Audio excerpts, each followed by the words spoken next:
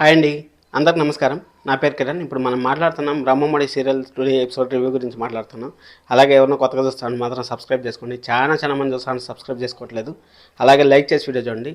అలాగే మీకు good news చెప్పాలి. బ్రహ్మముడికి అవార్డుల పంట పండింది. ఆ అవార్డుల పంట ఏం పండింది ఏమనేసి మీకు సాయంకాలం లోపల వీడియో వస్తుంది. అందుకోసం అన్న సబ్స్క్రైబ్ చేసుకొని లైక్ చేసి పెట్టండి.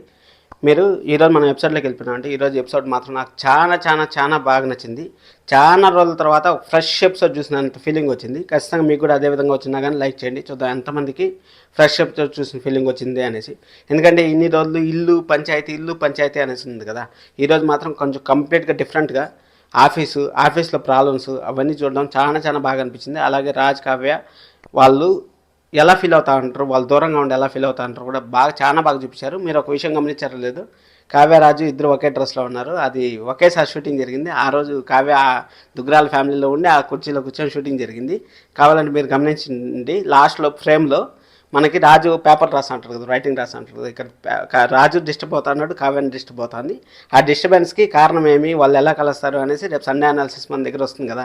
దానికోసం అన్న సబ్స్క్రైబ్ చేసుకొని చూడండి. ఎన్ని ఆప్షన్స్ ఉన్నాయి మీకు సబ్స్క్రైబ్ చేసుకునేకి.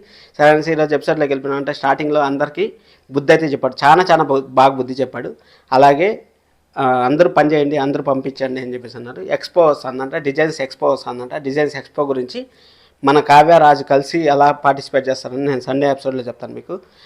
అక్కడ ఎక్స్పో అవుతుంది కదా, ఎక్స్పో అవుతా అంటే సరే అనేసి అందరినీ చెప్పి నేను పర్సనల్గా మాట్లాడి నేను మనకి నామినేట్ చేస్తాను అనేసి చెప్తా ఉంటాడు. నామినేట్ చేసిన తర్వాత అక్కడ నామినేట్ చేస్తాను చెప్తా ఉన్నాడు కదా. అక్కడ అది అయిపోయిన తర్వాత ఇక్కడ బయటకు వచ్చిన తర్వాత సమంత గ్రూప్తో కలుస్తాడు. సమంత గ్రూప్తో కలిసి అక్కడ వార్నింగ్ అయితే మామూలుగా ఉండదు. అసలు నెక్స్ట్ లెవెల్. అసలు వాళ్ళు ప్లాన్ చేసిండేది వేరే, వీళ్ళు ప్లాన్ చేసిండేది వేరే. కానీ అనామిక మనకు రుద్రాణి గారు మాట్లాడుకున్నారు కదా, ఆ ఎపిసోడ్ ఎందుకో రాలేదు. అది నెక్స్ట్ వీక్ ఏమైనా వస్తుందేమో బహుశా. ఎందుకంటే రాజు ఆఫీస్కి బయలుదేరేటప్పుడు ఏమైనా వస్తుందేమో. ఈరోజు అయితే రాలేదు.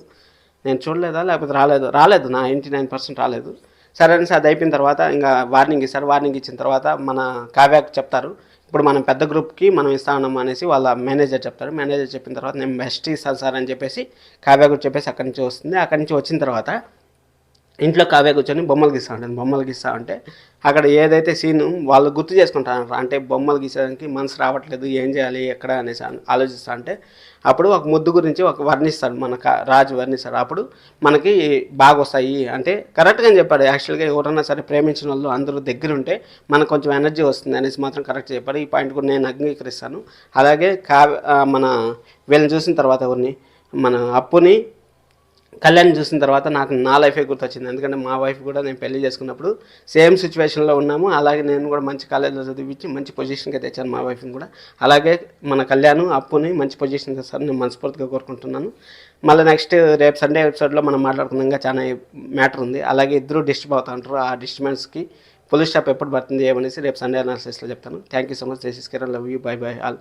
సబ్స్క్రైబ్ చేసుకోండి. మంచి వీడియోస్ వస్తుంటాయి బ్రహ్మముడికి సంబంధించి. Thank you so much. This is Kiran. By.